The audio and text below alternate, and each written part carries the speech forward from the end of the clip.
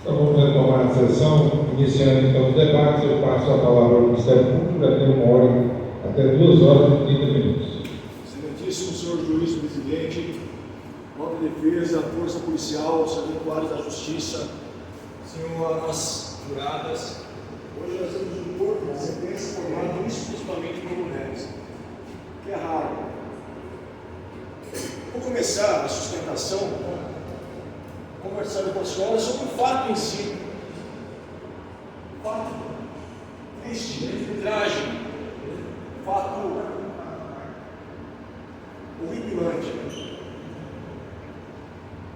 Antes de 2007,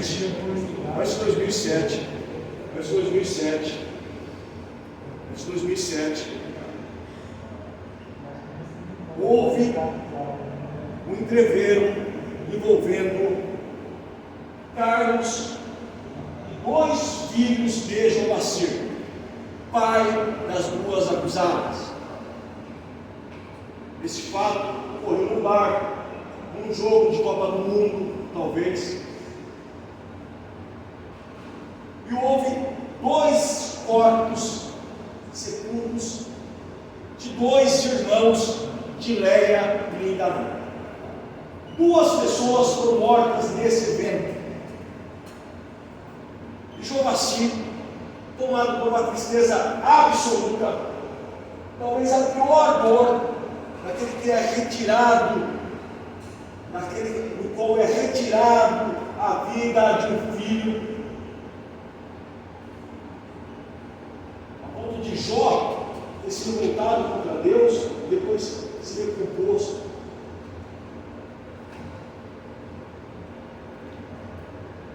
Ele se toma por um sentimento de tristeza absoluta, que é reforçado, porque ele deposita as suas energias, deposita o seu intento de justiça na mão da justiça dos homens, e sobreveio uma absolvição de Carlos. Nesse caso, nesse começo de caso, nós já vemos o quanto é custoso uma absolvição para a família da vítima. O quanto é difícil, digo aos senhores familiares do Osail, o quanto pode ser difícil uma absolvição, só pode sobreviver aqui hoje. Mas só sobreviverá uma absolvição se ela for absolutamente justa e correta, para não sobrepor o sentimento de vingança posterior. Eu digo às senhoras e aos senhores: todo homicídio é cometido ou por vingança ou por retirar um obstáculo ao interesse do assassino. Então nós temos 2 tipos de homicídio, 2 tipos: o de vindicta e o de torto pela retirada do obstáculo. Aquele que mata outro para receber a herança, aquele que mata outro para roubar o celular, aquele que mata outro por interesse financeiro. Por outro lado, aquele que mata outro por vingança. A vingança pode ser diminuta, a vingança pode ser grande, a vingança pode ser valor social e moral, a vingança pode ser imediata e constituir simples e puramente uma legítima defesa. A vingança pode ser obra de algo colocado na mente da pessoa, como que alguém me fez mal. Alguém me fez um mal, por menor que seja, um esbarrão no bar, um derrubar no copo de cerveja, uma comemoração do gol do Flamengo a despropósito dos corintianos, um olhar obsceno contra uma mulher, um entrar na casa de um caminhoneiro, um agredir o próprio filho de outrem, como é o caso dos autos.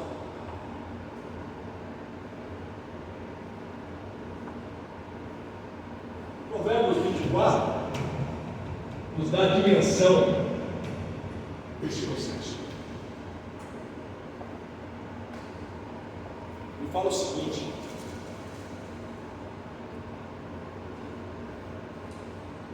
não tenha inveja dos homens malignos, nem desejes estar com eles. Talvez o primeiro princípio que levou as duas acusadas a estarem sentadas aqui forem ou recolher Osaío dentro de sua própria casa, ou estar com a proteção daquele que se gabava a ser um assassino. O senhor sabe disso, que ele se gabava a ser um assassino.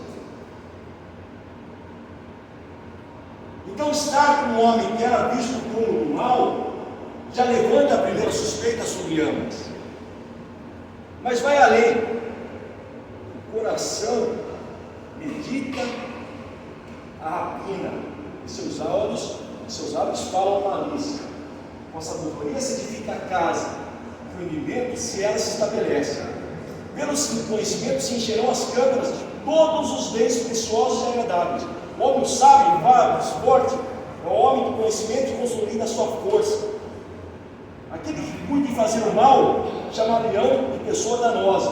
O pensamento do tolo é pecado, e abominável aos homens escarnecedor. Não te mostres fracos no dia da tua angústia. Querer vingar-se é se mostrar fraco, é não confiar em Deus. Querer vingar-se é se mostrar fraco, é não confiar que o mal, do ímpio, muda Deus.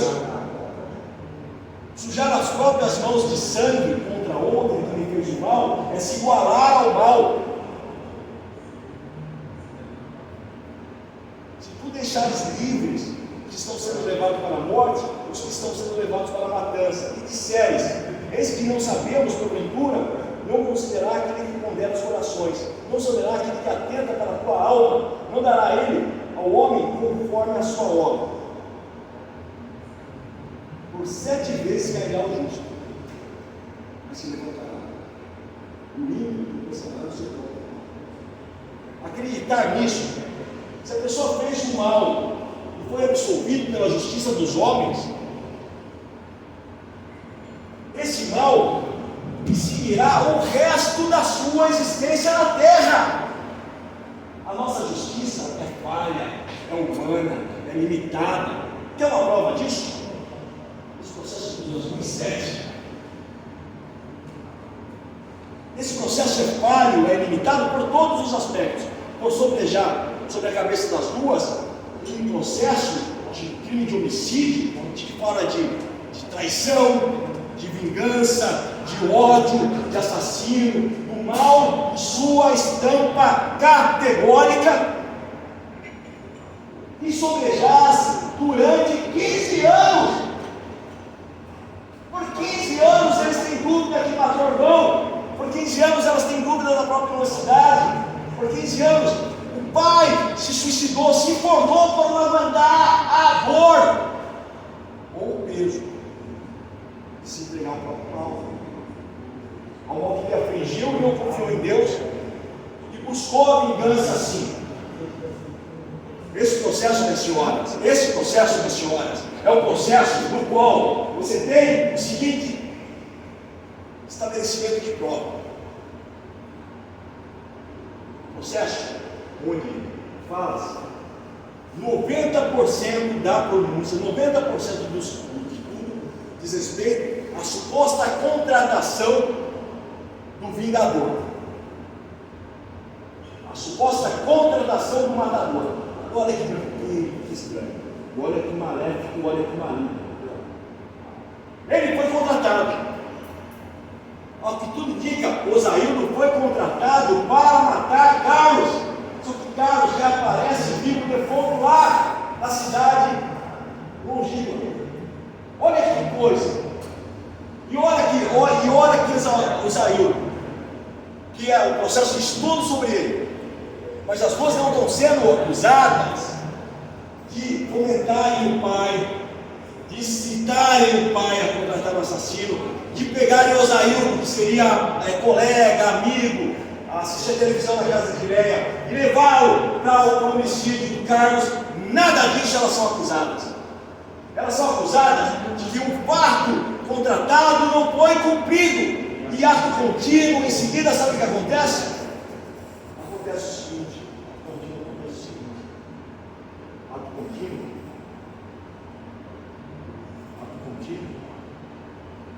Osaío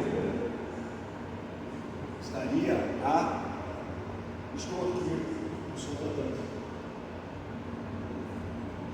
E esse é o motivo que está estabelecido na morte de Esaú. E por isso seriam acusadas Léia e Nicaná, duas mulheres dignas, duas mulheres honestas, duas mulheres que não têm anotação sobre a antecedência, duas mulheres que sofreram a desgraça do processo, duas mulheres que viram o pai na porca, duas mulheres que tiveram um irmão sepultado, dois irmãos sepultados, duas mulheres que sofreram a injustiça de uma absolvição que reputava absurdamente injusta, duas mulheres que levam sobre si, sobre a sua mente, uma acusação severa de terem dado um tranquilizante, um boa noite Cinderela ao Osaildo, e o Osaildo transportado de Cabeceiras do Goiás, a 102 quilômetros daqui, levado à nossa cidade, falo que a minha, também porque trabalhei aqui durante 6 anos, talvez mais,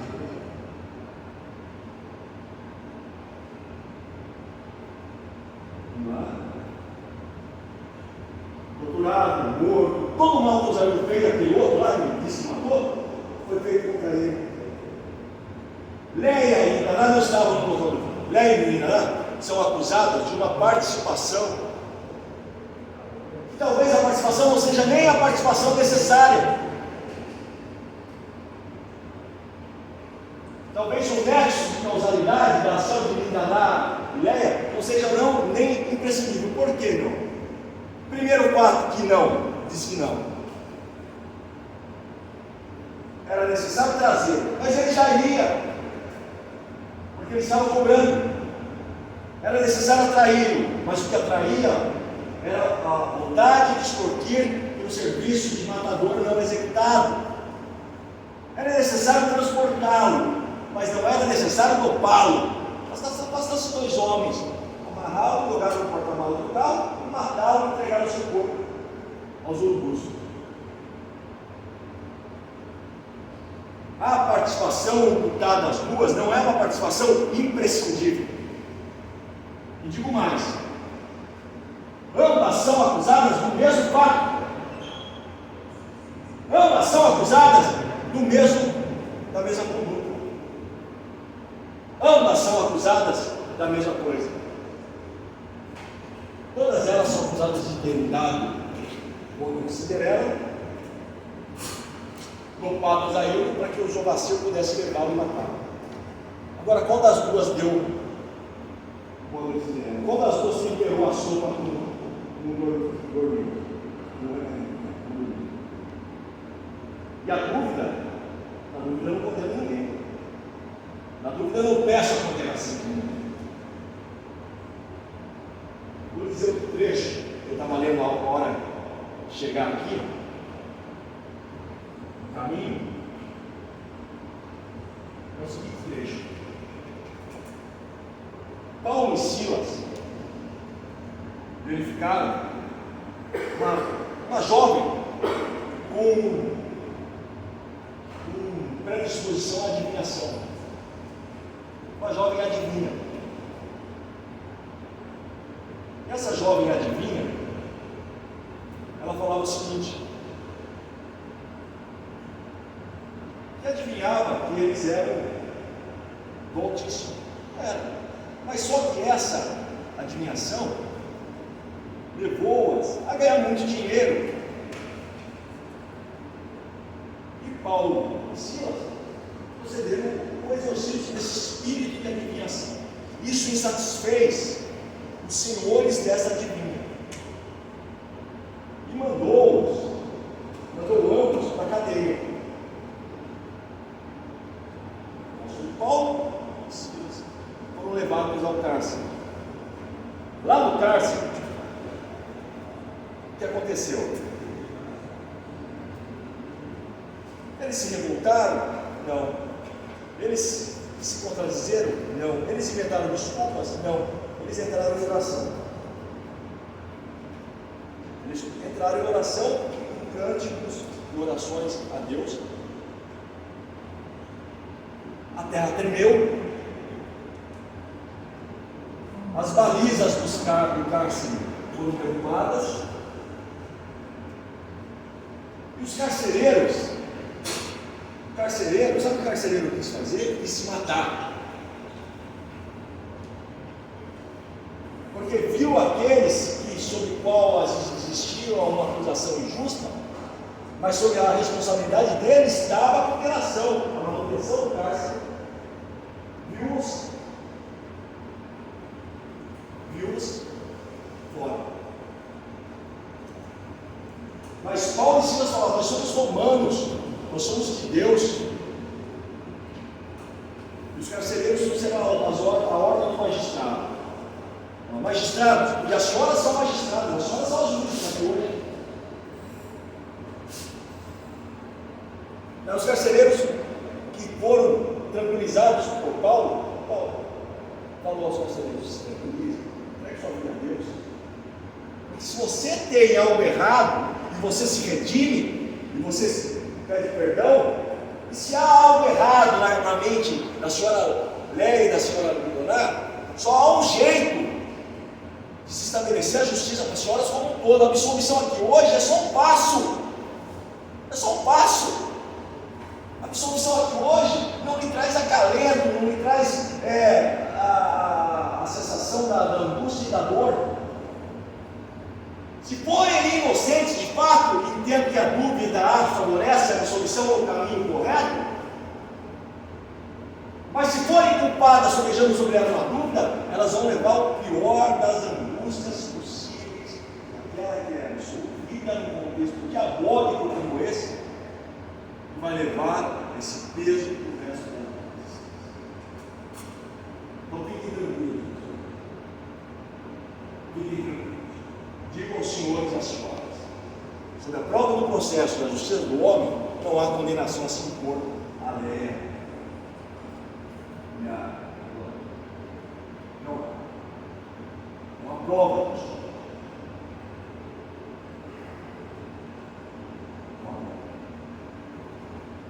Trancafiar uma pessoa sob dúvida é fazer com que os alicerces do cárcere se abram e se tremam. Colocar em xeque por completo qualquer coisa que se impute com justiça dos homens. Meu encaminhamento era a absolvição. Vou dizer mais do que isso. Os irmãos dele ouviram dizer que eram elas. Isso só foi incluído, minhas senhoras, por um único e exclusivo depoimento. Uma testemunha sigilosa que, por infelicidade, também morreu. É sepulta também. A testemunha sigilosa fala que ouviu de alguma delas e realmente deram, mas coloca o sujeito da ação no indefinido. Deram, toparam, anestesiaram, levaram. E a única. No mais, são conjunções que dizem respeito, sabe o quê? A se uma tinha a relação extraconjugal com o marido, se a outra estava lá também, se uma tinha ódio ou não tinha, se uma estava tomada pela vingança ou não estava, se uma estava ali ou não estava.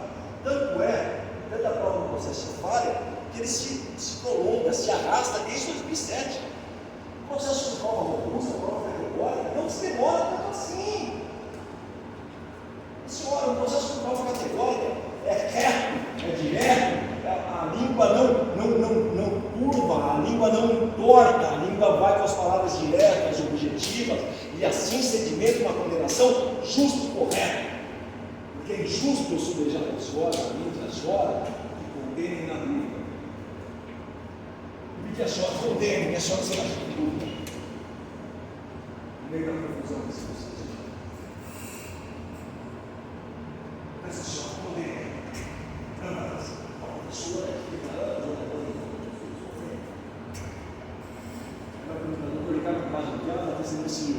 quem falou, né, o delegado falou, que disse, que ouviu, que não sei o quê, que foi para lá, que foi para cá, que alguém se convenceu que foi, que se levou até agora.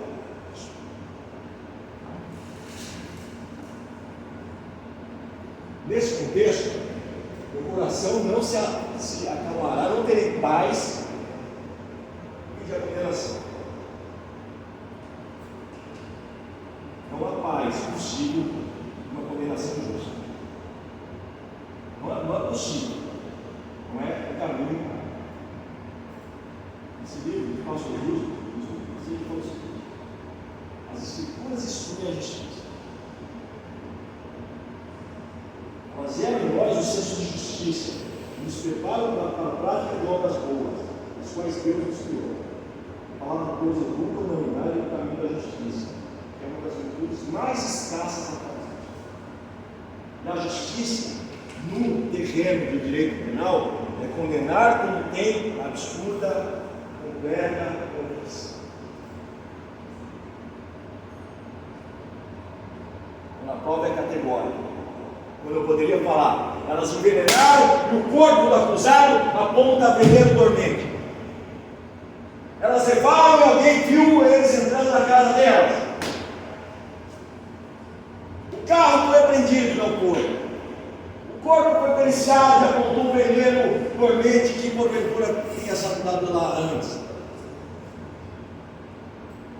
Viram as duas praticando a sopa do mal, preparando uma sopa para dar o assassino de aluguel que foi contratado, e uma vez contratado, não cumpriu o seu desiderato, e diz os autos que começou a extorquir, começou a querer tirar dinheiro ilicitamente da família de Leia. Mesmo superada tamanhas dúvidas, mesmo estabelecida a certeza que ambas envenenaram, atraíram e colaboraram com o homicídio de Osaildo, ainda restaria uma absolvição, sabe por quê? Equação moral irresistível. Talvez até por legítima defesa, porque estavam sendo extorquidas, provavelmente elas estavam sendo assassinas. Se apresentava como tal. E aí o quesito subsequente não resistiria ao pedido condenatório e a resposta sim, a absolvição seria a resposta da justiça. A senhora compreende? Mas entendem que o promotor de justiça, ele não lava as mãos, deixa eu ver a senhora. Ele não lava as mãos, entendem? A responsabilidade máxima é minha. Só pedir a condenação àqueles que há, sob tal imputação, a ausência de dúvidas razoáveis. E no caso, em comento, no caso em julgamento, as dúvidas existem, persistem, estão aí desde o ano de 2007. Digo mais, aqui, ó, excelência, por favor, esse processo. Onde os processos ainda eram de papel, é uma investigação que o acusado sabe quem é, Robertson, e o motivo sabe qual que é? Uma suposta infidelidade. Desenhou-se todo esse processo, tudo isso aqui, sabe por quê? Porque Elécia era antes do Osaildo e Robertson seria o assassino. Aí falaram, aí abandonaram essa tese. Não, isso aqui não é. Tem outra coisa que está errada. Foi ele. E ele foi retirado do processo. Aí partimos para outra linha de investigação. Peraí, eu vou errado com isso. Partiu a próxima. E a próxima, eu estou falido. A próxima, eu estou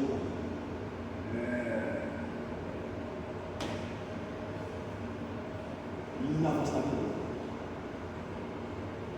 A confusão desse processo,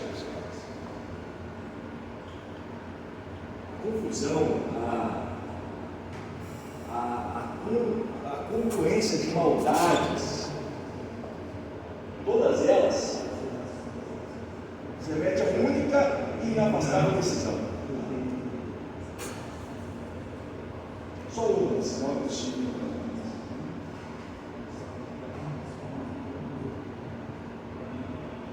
A decisão é que, embora na justiça dos homens, nesse caso, não deve levar a uma condenação. Impossível. É impossível. É impossível. É impossível. Por medida de justiça, peço porque a pessoa acusada do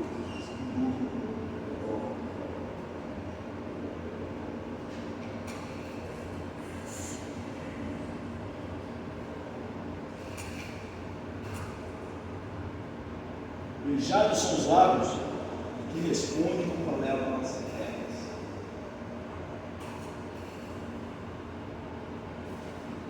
Não seja testemunha sem causa do propósito. Não engane seu verdade. Sem prova augusta. Prova augusta.